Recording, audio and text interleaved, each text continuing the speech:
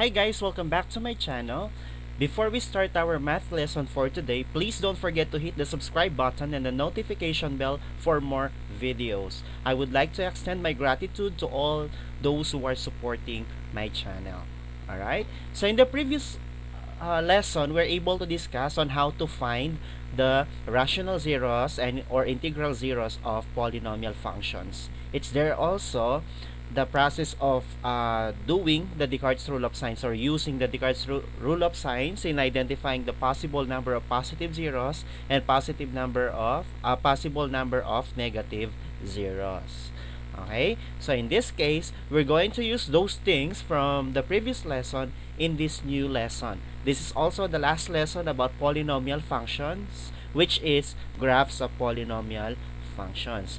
So all of the things that we've learned from the first lesson under polynomial functions up to this fifth lesson, okay, so of course we're going to use them here. Okay, so for my students, if you would like to read more about this lesson, you can actually check on your books from page 128 up to 135. Okay, now let's proceed. Graphs of polynomials are smooth and continuous. That's how we are going to discuss. That's how we are going to describe the graph. Is smooth and continuous. So what do you mean by that? There must be no sharp corners or cusps. No gaps or holes can be drawn without lifting pencil from the paper. That's how you draw. This is the best example of a graph of a polynomial function. But if it goes like this is a different graph of some other functions. Okay, now as you can see the difference between the two, so the one on the right is not a graph, but the one on the left is the perfect example of a graph of a polynomial function. You can actually see the difference. So when you draw it, you will draw it continuously and smoothly. There must be no sharp corners at the turning points. So these are what we call the turning points. Okay,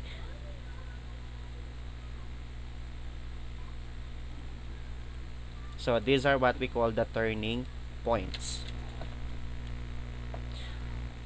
Alright, so let's proceed. Okay, so let's say this is a graph of a polynomial function. So the highest turning point is what we call the absolute maximum, and then the other one is the relative maximum. And then as you can see, there's no absolute minimum because absolute minimum approaches negative infinity, but in this case it does not approach the negative. That's why we just call it relative minimum. Alright, now steps in graphing polynomial functions. So to organize the things about graphing polynomial functions, or the things to do before you can graph polynomial functions, we have to follow steps. Okay, so we are going to organize the things by following. We are going to organize the things to do in graphing polynomial functions by these steps. Step 1, of course, you need to identify the end behavior. Step 2, solve the zeros. So zeros are also what we call the x-intercepts. So in the previous lesson, finding rational zeros or integral zeros, okay, so these are the one that we have solved. Okay, so there are two ways, by following 3 steps, and then the other one if the given polynomial is factored. Okay, so you can just actually apply some algebraic techniques to get the zeros. But if the polynomial function is simplified, you need to actually follow the 3 steps. First step is using the Descartes rule of signs. Second step, the rational zero theorem. And third step, trial and error, okay, using the direct substitution. Now before we proceed, I would like you to ready your calculator so that you can follow. Okay, now x-intercepts are also the zeros, and y-intercept is the only point that will touch the y-axis. Y-x-intercepts, these are the points, okay, that will touch the x-axis. Okay, so for y-intercept, you just need to substitute x to 0, or the variable that was used to 0, to get the y-intercept. Now let's have step 3, identifying the turning points. This is very easy. This is where you will see the graph that will turn down or up. Okay, so how are you going to count that? Based on the degree. Okay, so whatever is the degree, you subtract 1. That is how many times the graph will turn. Now step 4, if you're able to have step 1, step 2, step 3, that's the time that you can graph. Let's proceed to the end behavior. So when we say end behavior, let's say these are our These are our hands, okay? Hands of the graph, okay? So when do we say that they both rise, they both go down or fall, okay, and some other things or alternate, okay? So there are 4 cases to know about the end behavior of the graph of a polynomial function. So the degree. So we are going to base the end behavior on the degree and the sign of the coefficient. The degree of the polynomial along with the sign of the coefficient of the term with the highest power will tell us about the left and right hand behavior of a graph. Again, the degree and the sign of the coefficient. Let's say this is the first term or the term with the highest degree, 2x raised to the 5th power. You will just get this one and the sign of 2, which is positive. So if this is odd and even, that's the one that we're going to identify. Now, case 1, odd degree, positive coefficient. What do you mean by that? Okay, so let's say this is the best example of this, 2x cubed. As you can see, the exponent is odd. When we say odd numbers, these are 1, 3, 5, 7, and so on and so forth. Okay, while even 2, 4, 6, 8, 10. Okay, and so on. Now, and then just look at the sign of this, which is positive. Okay, odd degree, positive coefficient. Okay, the graph rises to the left. The graph falls to the left and rises to the right. So this will be the direction. Falls to the left, rises to the right. So just like what you are seeing in the illustration, if the leading coefficient is positive, the graph falls to the left and rises to the right. Okay? Falls to the left, rises to the right if the degree is odd and the coefficient or the sign of the coefficient is positive. So that's the thing that you have to remember about this. Okay? And then the other one, case number 2, odd degree. We are still talking about odd degree, but let's say it is negative 2x cubed. Odd degree and the negative coefficient. So just like what you are seeing, the leading coefficient is negative 2. If the leading coefficient is negative, the graph rises to the left, falls to the right. Again, rises to the left, falls to the right. Okay? So just like what you are seeing in the sample illustration, it rises to the left and falls to the right. Again, odd, negative, rises to the left, falls to the right. And then odd, positive, falls to the left, rises to the right. Okay? Falls to the left, rises to the right. Next, odd degree polynomials fall on the left and right, rise on the right hand sides of the graph like x cubed. When we say x cubed, odd, positive, okay, falls to the left, rises to the right. And then the other one, other example, negative x cubed. So odd, negative, rises to the left, falls to the right. Again, rises to the left, falls to the right. Next, the leading coefficient test for case 3 and 4. What if we have an example like this? So positive 3x squared, even positive. Even positive. Okay? If the leading coefficient is positive, this is already the case 3, the graph rises to the left and right. Rises to the left and rises to the right. Okay? They will both rise. Why? Because, okay, of the even degree and positive coefficient, they will both rise. What if we have even degree and negative coefficient? Let's say we have negative 3x squared. Even negative. Even negative. Okay? If the leading coefficient is negative, the graph falls to the left and then falls to the right as well. Falls to the left, falls to the right. Again, falls to the left, falls to the right. Okay?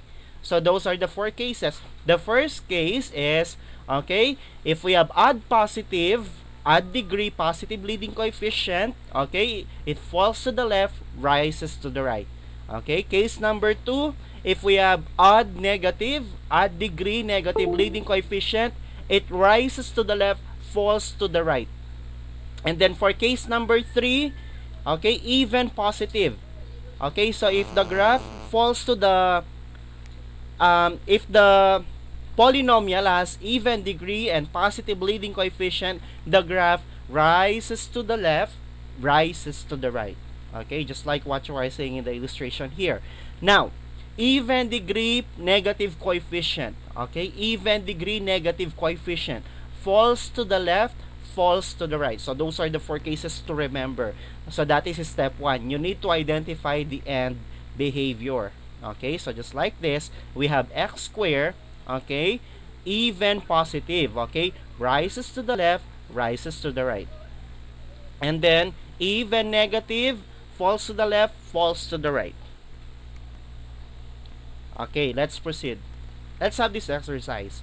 Match each function with its graph. Okay? So we have f of x. F of x, we have x raised to the 4th power minus x squared plus 5x minus 4. Which among the following is the possible graph of this function? So just look at the first term or the term with the highest degree. Look at the exponent. If it is even, in this case, it is even number, which is 4. And we have positive leading coefficient. So therefore, we have even positive. So therefore, it rises to the left, rises to the right. Okay, so the answer is letter C. Did you get that? Now let's have h of x. H of x is equal to 3x cubed minus x squared plus 2x minus 4. So just look at the leading coefficient or leading term with the highest degree, which is odd, which is 3, and then positive. Odd, positive, falls to the left, rises to the right. Which among the following? Very good. It's letter B. Okay, so as you can see, falls to the left, rises to the right. Now we have g of x equals negative x raised to the 6th power plus x squared minus 3x minus 4. So just look at the first term, and then as you can see, this is even, this is negative. Even, negative, okay, falls to the left, falls to the right. The answer here is letter A. Now, let's have k of x. K of x is equal to negative 7x raised to the 7th power plus x minus 4. Just get the leading term. We have odd, negative. Odd, negative. So, therefore, the graph rises to the left, falls to the right. Okay, so the answer here is letter D. Please don't be confused. Just look at the term with the highest degree or the leading term. In short, it's the leading term. Look at the exponent, look at the sign. Okay? Next, step 2. Zeros or x-intercepts and y-intercepts. So how are we going to solve for this? How are we going to solve for this? Okay? Now, so for x-intercepts, just recall the 3 steps. Okay?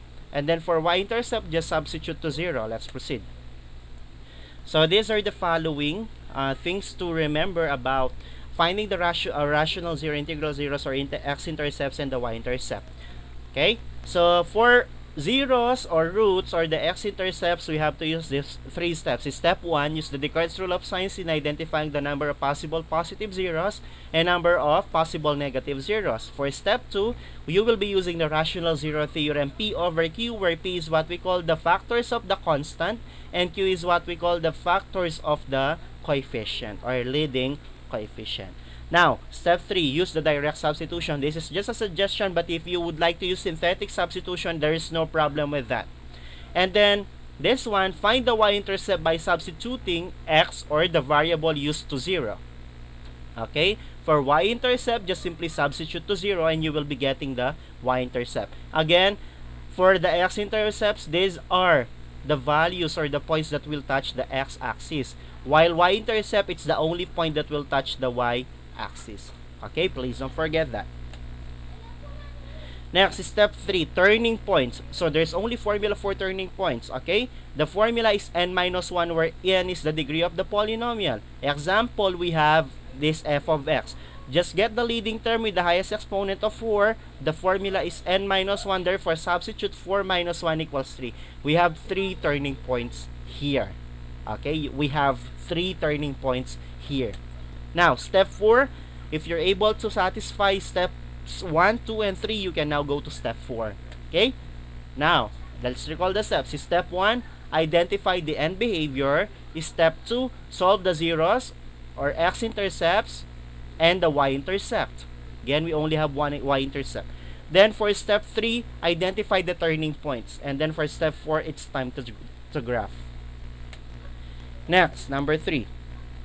Graph f of x equals x plus 2, x minus 1 times x minus 2. This is the easiest type of polynomial function to graph. Why? Because it's already factored. Now, Okay, so let's proceed to this one.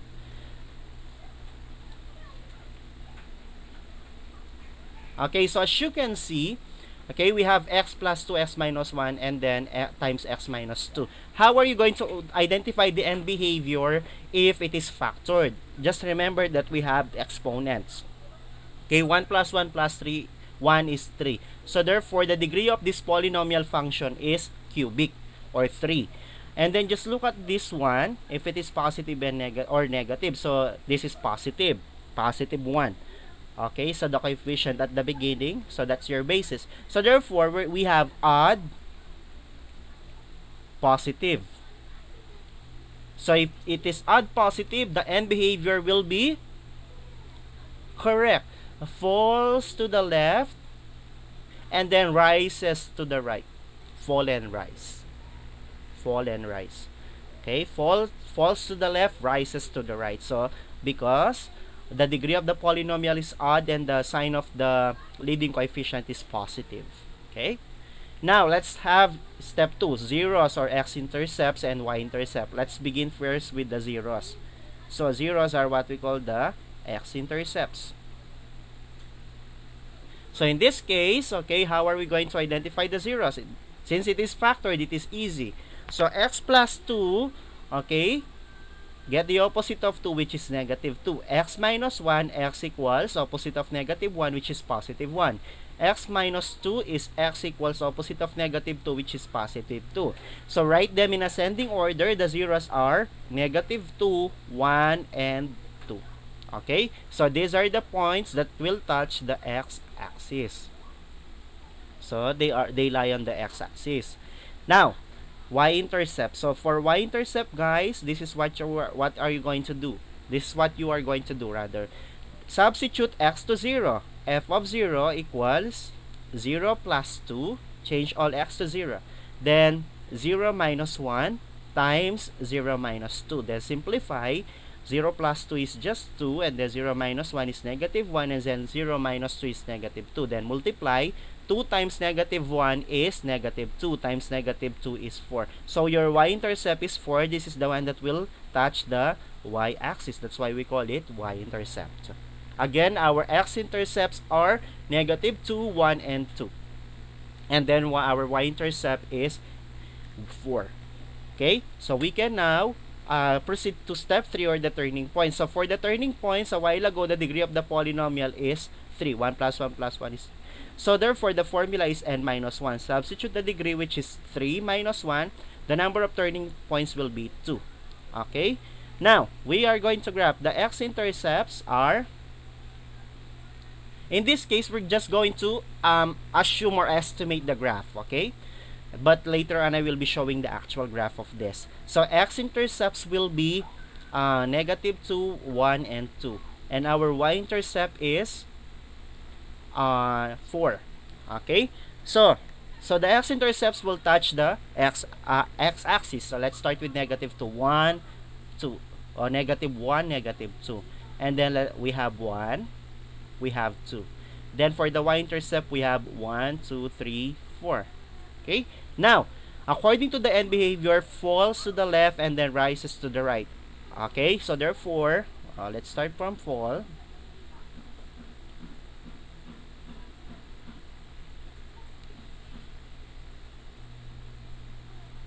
Let's say this is a perfect drawing. Sorry about my penmanship. So, therefore, this is the estimated graph of, again, it must be continuous. So, this is the estimated graph of the polynomial function f of x. Okay? So, but the actual graph is this. Okay? So, this is the perfectly made graph. So, from using an application. Alright? So, that's how you graph. But, for me, the requirement is just estimate the graph. Okay? Estimate the graph using the x-intercepts and y-intercept. Alright. So if you have questions so far, please comment down, or for my students, you can contact me. Alright. Now, example for graph P of x equals negative x squared plus 2x plus 8. So first is we will be identifying the end behavior using the leading term. So even, negative. Okay, so we have even degree, negative leading coefficient. In this case, this is case number 4. Fall, fall. Falls to the left, falls to the right. Fall and fall. Alright? Okay. So, zeros are x-intercepts. So, how are we going to solve this? Since this is so simplified, so we will follow the 3 steps for x-intercepts. So, how many x-intercepts are we solving? We have 2. Okay? So, now let's proceed to step 1. Step 1, we will be using the Descartes rule of signs. Okay? We will be identifying the positive, negative, and imaginary. And then after that, okay, of course, we will start with the positive. Substitute x to positive x. Okay? In this case, just copy the given, negative x squared plus 2x plus 8. Okay? So, variations, we have one variation of signs. Okay? So, therefore, we have 1 positive. And then, we're still looking for 1 more because the degree of the polynomial is 2. So, let us assume that it is negative and we have 0 imaginary. 1 plus 1 is 2. We will be solving for 2. But if you want, you can proceed to negative by substituting x to negative x if you want. But in this case, don't worry, in my examples, I'm not going to give example with imaginary x-intercept or roots. Now, so we can proceed to step 2, the rational zero theorem.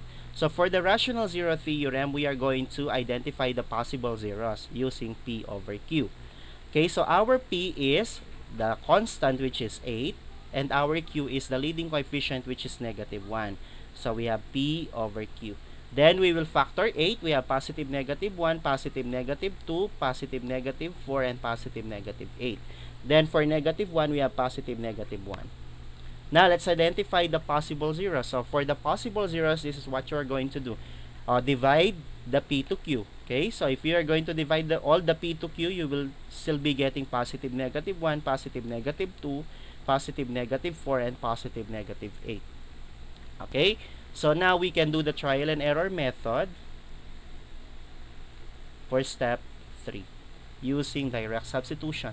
Please prepare your calculators because we are going to use them. So for this specific example. Now, let's try. We must have 1 positive and 1 negative. Okay? So, first, of course, we will try P of 1.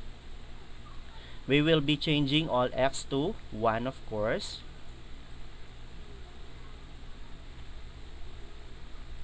Okay, so it is equal to not 0. Okay, it's not 0. So therefore, it's not one of the x-intercepts. So this is not. Okay, let's proceed to P of negative 1. P of negative 1 is not also. So this is not, this is not. Okay, we are going to proceed now to P of 2. Okay, P of 2, it's also the remainder is not 0. We will proceed to P of negative 2. So after solving, you must be getting 0, and then this is one of the x-intercepts or zeros. And then after that, we still need one more positive. So let's try P of 4. So change all x to 4. There you go. You will be able to get 0 as the remainder. Therefore, the zeros are negative 2 and 4. These are the points that will touch the x-axis. Now, let's proceed to y-intercept. For y-intercept, you just need to substitute x to 0. So, P of 0 equals negative 0 squared plus 2 times 0 plus 8. So, of course, if you are going to simplify this 2, you will be getting 0. So, the y-intercept will be 8. Okay, so this is the one that will touch the y-axis. So, please remember, for the x-intercepts, we got negative 2 and 4. And for the y-intercept, we got 8. Okay?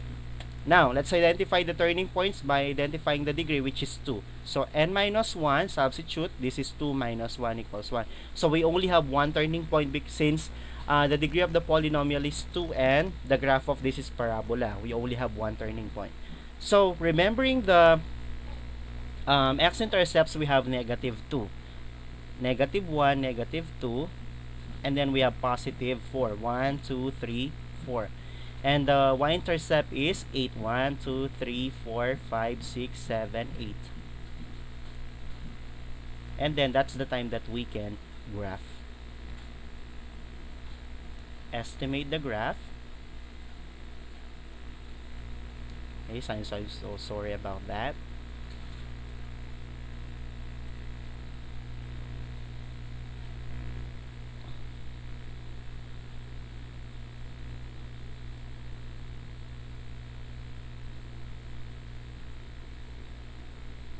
Let's say this is the perfectly made graph of P of X. Okay? Now, this is the actual graph if you will be using an application, or if you will be identifying all the points in the graph. Okay? Next, let's have the last example. Graph P of X equals X cubed plus 3X squared minus X minus 3. So, let's identify the end behavior. We have odd, positive. Odd, positive. So, if it is odd positive, it is case 1. Falls to the left, rises to the right. Okay? Then, for the zeros, of course, let's begin with the x-intercepts using 3 steps, since as you can see, the polynomial function is simplified, and then we are looking for 3 x-intercepts. Okay? So, step 1, we will be using the Descartes rule of signs. Okay? Positive, negative, and imaginary. Then after that, okay, so this is what you are going to do. Positive first, so we will substitute p or x to 1. No, x to positive x, sorry. Okay, so just copy the given x cubed plus 3x squared minus x minus 3. So how many variations of signs do we have? We only have 1. So therefore we have 1 positive, and then since we are talking about 3, we have 2 negative, 0 imaginary, 1 plus 2 is 3. Alright, so if you want, you can still proceed to negative. Okay, next, let's have step 2. Step 2, the possible zeros, P over Q. Okay, so your P will be negative 3, and your Q is positive 1. The factors of negative 3 are positive negative 1, positive negative 3, while 1 is positive negative 1. Divide, therefore the possible zeros are positive negative 1 and positive negative 3. Among these possible zeros, we have to get 3 as the correct answers. Now let's have step 3. Direct substitution. Okay, so first let's try positive 1 if it is one of the intercepts. P of 1 equals, so 1 cubed plus 3 times 1 square minus 1 minus 3. So, solve it using your calculators. The answer is 0. So, it means that 1 is one of the x-intercepts. Now, let's proceed to P of negative 1. P of negative 1, change them all, or change x to negative 1, you will also be getting 0. Very good. And then lastly, we still need 1 negative since we're talking about 2 negatives. So, we will try P of negative 3. So, P of negative 3, the remainder is also 0. Therefore, the zeros are, ascending order, negative 3, negative 1, and 1. So, these are the points that will touch the x-axis. And then, for the y-intercept, just substitute x to 0. So, we have P of 0 equals 0 cubed plus 3 times 0 square minus 0 minus 3. So these are all zeros. What will remain is negative 3. So therefore the y-intercept is negative 3. This is now the one that will touch the y-axis rather. Okay, so remember, for the x-intercepts we got negative 3, negative 1, and 1, and then for the y-intercept we got negative 3. So that's the one that will touch the y-axis. Now we can proceed in graphing, but before that, let's have the turning point. So just get 3 and minus 1. 3 minus 1, we have 2 turning points. Now let's graph, starting with the x-axis. Okay, so first we have negative 1. Then we have negative 3. 1, 1, negative 1, negative 2, negative 2. Then we have positive 1. And the y-axis in the y-intercept is negative 3. It's below negative 1, negative 2, negative 3. Then the next thing is we can graph falls to the left, falls to the right. So we will start from here.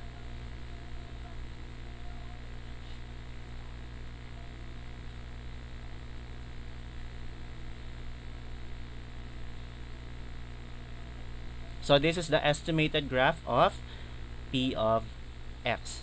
Okay? So we have two turning points. Alright, so and falls to the left, rises to the right. So if you would like to know or see the actual graph, it goes like this. Okay?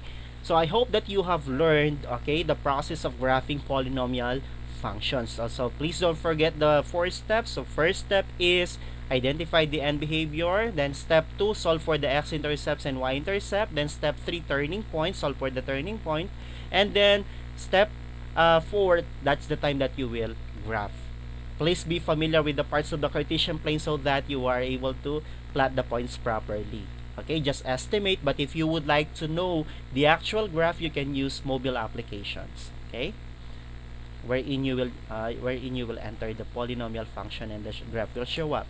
Now, for my students, please don't forget to do this, and you will be submitting it next meeting.